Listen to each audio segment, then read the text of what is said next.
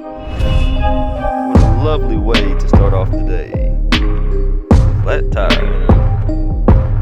Way to know to go with that flat tire today. Oh goodness. What's going on, everybody? Welcome back to How I Did the Garage. Today gonna be working on the S-10. Been having a misfire. Make it run rich. It's on this side somewhere, I believe. Last night, or actually a couple days ago, I took out all the plugs. I cleaned those up. And then I took out the O2 sensors. I cleaned those up. They was dirty. They was horrible. Oh my goodness.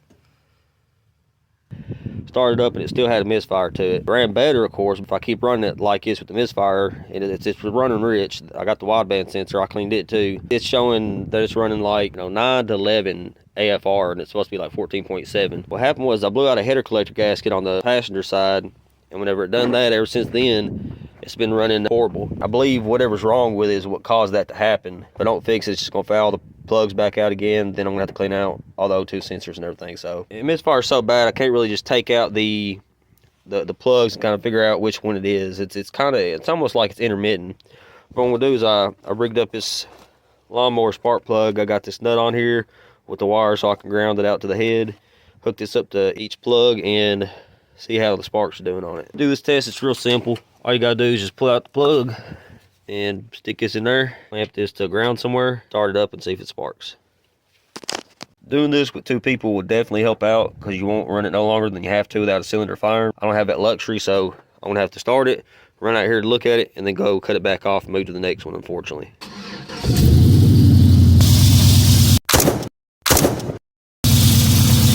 I tried to get it with the video, but I don't think it captured it, but it was sparking really, really good. So I think this side's good. Now we're gonna move to the next one. We're gonna keep doing this on down. See how the 4 coils on this side looks. I done a screen recording. I'm not sure if it will upload or work, but I'll put that in here. I hooked the OBD2 scanner to it, put it on the dashboard where I could see the long-term and short-term fuel trims for bank 1 and bank 2. This is bank 2. This side over here was going up significantly more than the other side.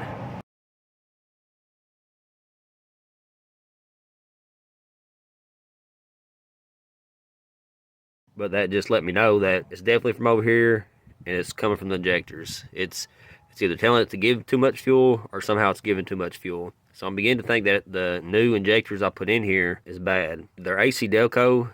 I thought that was a pretty good brand. I thought I got them cheap on Craigslist from somebody that got it from a pallet buy. I had some issues with them. After I put them in, I started getting a hard start, or I never had that. I should have known, but I figured it just, I don't know. I figured it might have been something else. But I did keep them. That's the part number and everything. This is the ones I put in here, and I kept these for backup. I planned on cleaning them and having them as spares, or if I was to do another motor build or whatever, I'd have an extra set. I haven't cleaned these yet. I'm going to try to clean these 4, put these on this side and see if that takes care of the issue. I know everybody else might not have that luxury, but injectors, especially cheap eBay or Amazon, if they're cheap, injectors ain't cheap, period. Injectors are very expensive. And this is, on electrical components, I had a guy ask me on the injector video what I thought about the eBay injectors, and, I haven't bought none personally, but from my experience with cheap electronics, period, from China or Taiwan or eBay, especially motor stuff, it's critical like injectors or sensors. You don't want to cheap out on them. You get what you pay for the most part. If you getting sensors, injectors, hack mod, when you're getting critical components like that, you want to make sure you get good stuff. And it does cost, unfortunately. But this is the issue you could have with cheap injector. It could start dumping a bunch of fuel, foul out all your plugs, then you gotta get new plugs and your O2 sensors, and then you're chasing your tail around in circles, and then boom, here you are. And you done paid a mechanic $20,000 to replace everything on your motor. Come to find out it's just because 1 year or 2 years or all of your injectors was failing because they had cheap quality standards from wherever they came from, or who knows. Anyways, that's the route I'm gonna take. I'm gonna go ahead and clean these up, put these in, and see if that fixes the issue. Oh, the wife pulling up in the Camaro. Boom, boom. I hate getting these damn injector tabs off. I can never do it right. I know how. I try. It don't work. So I'm just going to go ahead and take them off with the rail and then pull them out of the rail and then undo the clips. Because while they're in there, for some reason, I just cannot do it. Run your fuel pressure. It'll save eyeballs. 1 clip. 3 clip. 4 clip.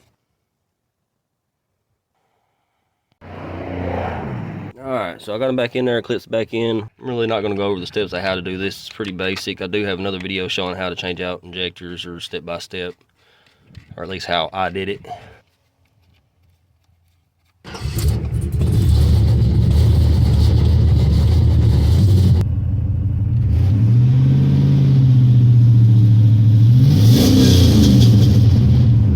At the moment, it ain't up at 14. It's about where it was before.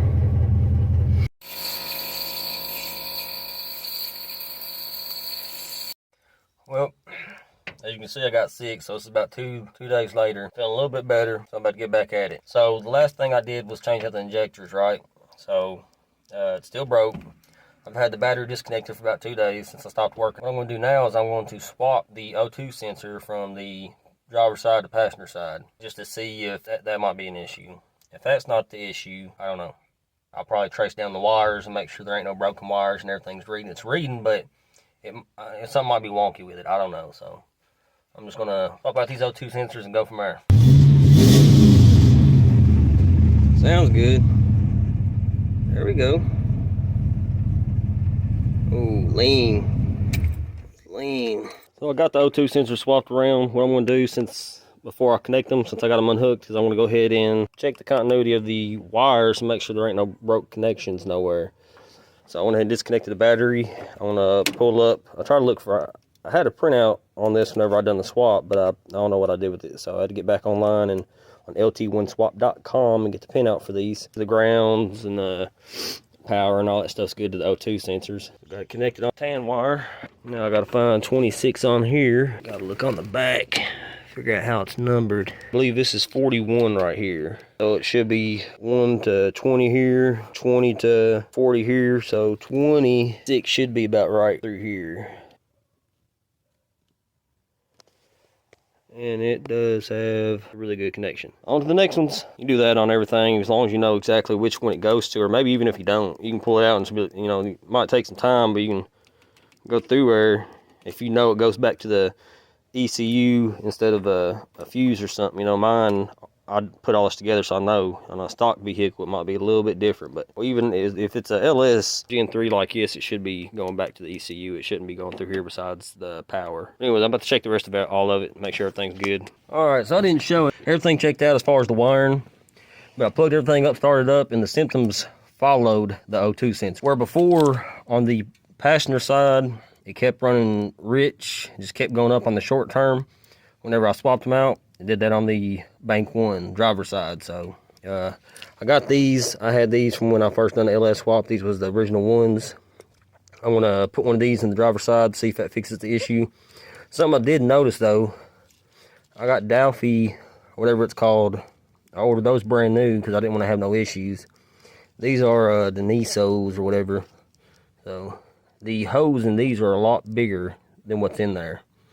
I don't know. So yep. Luckily, whenever I done my exhaust, I made it where I could get to the O2 sensors really easy. Well, I believe that's what it was. She's purring like a kitten now. As you can see, I'll put up the screen recording that I have. Everything's a lot more steadier, closer to 0.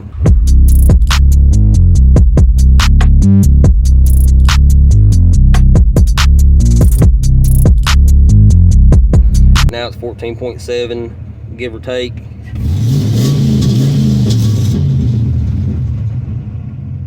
Drops back down to where it needs to be.